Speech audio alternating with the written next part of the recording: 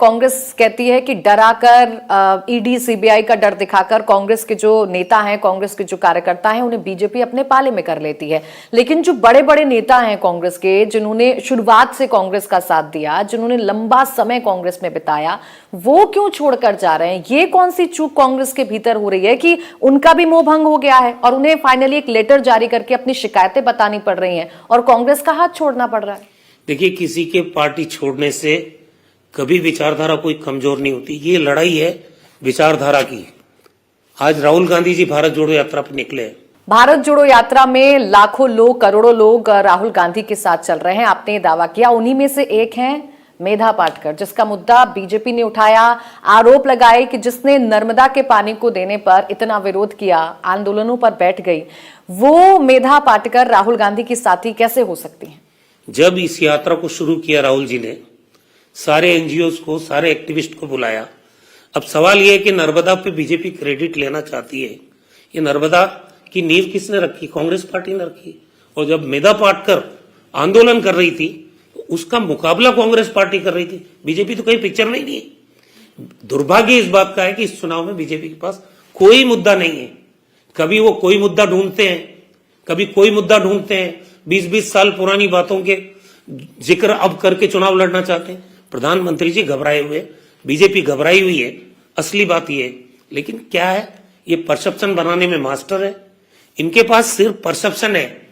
Perception और ground reality में बहुत बड़ा गैप है। परिणाम आएगा तब पता चलेगा आपको कि गुजरात की जनता का मूड क्या है। ये अनार उगा के हर साल 1 एकड़ की जमीन पर 10 लाख कमा रहे हैं।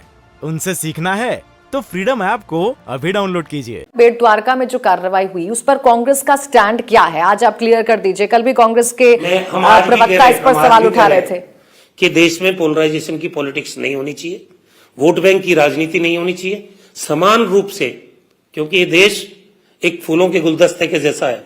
यहाँ हिंदू भी है, मुसलमान भी है, सिख भी है, ईसाई भी है, जैन भी है, बौद्ध भी है। हम राजनीतिक चश्मे से इस देश को कैसे देख सकते हैं? इसीलिए राहुल गांधी यात्रा निकाल रहे हैं कि देश में सांप्रदायिक सद्भाव का वातावरण रहना चाहिए, देश में भय का वातावरण नहीं रहना चाहिए, देश में कटुता का वातावरण नहीं रहना चाहिए। तो ये सब चीजों की लड़ाई तो कांग्रेस लड़ रही है। ये किसने पैदा किया भय? ये पोलराइजेशन की राजनीति किसने की? जो लोग सत्ता में बैठे हैं उनकी जिम्मेदारी है हर पक्ष को ये लगे कि उसको न्याय मिल रहा है। जब न्याय नहीं मिलेगा, क्योंकि ये जो बात कर रहे हैं वो, तो ये अपने आप में पोलराइजेशन की बात है।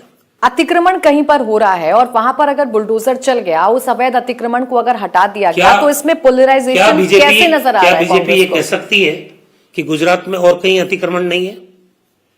क्या उनको एक वर्ग विशेष का अतिक्रमण नजर आ रहा है? अगर कार्रवाई हो, ट्रांसपेरेंसी और ईमानदारी की कार्रवाई होती है कि जब सबके खिलाफ कार्रवाई हो। एक पर्टिकुलर वर्ग के खिलाफ कार्रवाई करके आप क्या मैसेज देना चाहते हो? बीजेपी पिक एंड चूज इस थ्योरी पे चलती है, और वो थ्योरी जो उनको राजनीतिक लाभ देती है उस पे एक्शन हो और बाकी पे नहीं। मोरबी में 135 लोगों की मौत हो गई, चौकीदार जिम्मेदार था। मोरबी में अगर 135 लोग पुल हादसे में अपनी जान गंवा देते हैं, तो इतनी भी आप में मानवीय संवेदना ही नहीं है कि जो असली मुजरिम है, हमने कहा हाईकोर्ट के जस्टिस से, सिटिंग जज से जांच कराओ। जांच कराने में कोई रुचि नहीं बीजेपी की। किसको बचाना चाहते हो? मासूम लोगों की जिंदगी चलेगी, लेकिन कोई इनके असर नहीं हो रहा है। तो सिर्फ किसी के अतिक्रमण पे ही आप कार्रवाई कर रहे हो, तो ये पोलराइजेशन की पॉलिटिक्स है। ड्रग्स का मसला उठाया, मोरबी का मसला उठाया आपने। बीजेपी के तमाम नेता कह रहे हैं कि भाई ड्रग्स तो पकड़े गए ना, ड्रग्स अगर पकड़े गए तो ये पुलिस का ही तो एक्शन था ना, ये उन्होंने कार्रवाई की, उन्होंने एक्शन लिए, तभी तो ड्रग्स पकड़े गए। रही बात मोरबी की, तो एसआईटी का गठन हो गया है। नहीं, ड्रग्स लगातार गुजरात में ही पकड़ी जाएगी, एक ही पोर्ट पे पकड़ी जाएगी। ये क्या सवाल नहीं है? ये ड्रग्स जा कहां रही है, क्यों आ रही है, कौन जिम्मेदार है? व्हाइट पेपर जारी करे बीजेपी में, हिम्मत है तो, कि 1 साल में कितने करोड़ की ड्रग्स आई, किन किन को उन्होंने पकड़ा, इसके पीछे मास्टरमाइंड कौन है? बहुत सारे सवाल हैं जिनका जवाब देश की जनता और गुजरात की जनता चाहती है। इस चुनाव में राजस्थान मॉडल का भी बहुत ज्यादा जिक्र हो रहा है, चूंकि आप खुद राजस्थान से हैं, वहां के आप चिकित्सा मंत्री रह चुके हैं।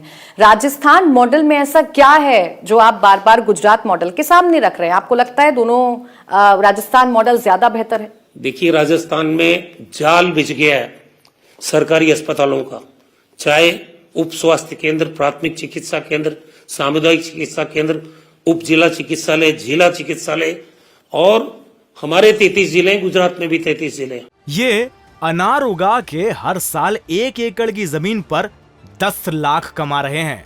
उनसे सीखना है तो फ्रीडम ऐप को अभी डाउनलोड कीजिए। 31 जगह पे सरकारी मेडिकल कॉलेज, 500 बेडेड अस्पताल के साथ। इसीलिए कोविड में प्रधानमंत्री जी ने खुद ने तारीफ की कि राजस्थान का बेस्ट मैनेजमेंट था पूरे कंट्री के अंदर। भीलवाड़ा मॉडल की इसलिए हमने चर्चा नहीं की, ये प्रेस और मीडिया ने चर्चा की। जिस ढंग का इंतजाम हुआ, एक आदमी को ऑक्सीजन के अभाव में हमने जान गंवाने नहीं दी। हमारे यहाँ ऑक्सीजन की पर्याप्त व्यवस्था, रेमडेसिविर की व्यवस्था, निशुल्क, और 40-40 हजार के टोसिलिजुमैब इंजेक्शन हमने निशुल्क लोगों को लगाए, इंपोर्ट करके लगाए। एयरक्राफ्ट से हम पूरे इंजेक्शन लेके आए बॉम्बे से। जिस ढंग का मैनेजमेंट था राजस्थान का, आज हर परिवार का 10 लाख का बीमा हमारी सरकार ने किया है।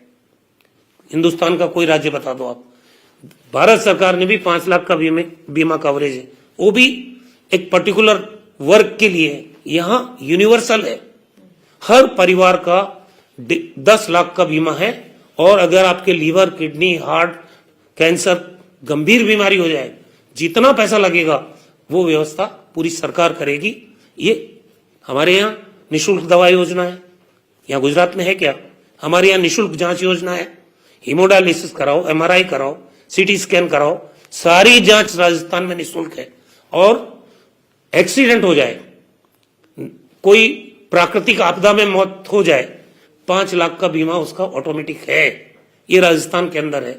तो जो हमारी स्कीम्स हैं, उन स्कीम्स को हम बोल रहे हैं गुजरात में कि हम सक्सेसफुली इसको लॉन्च किया है। इंडिया टीवी हर वक्त हर जगह डाउनलोड करने के लिए सर्च करें India TV news Google play store या ऐप स्टोर पर।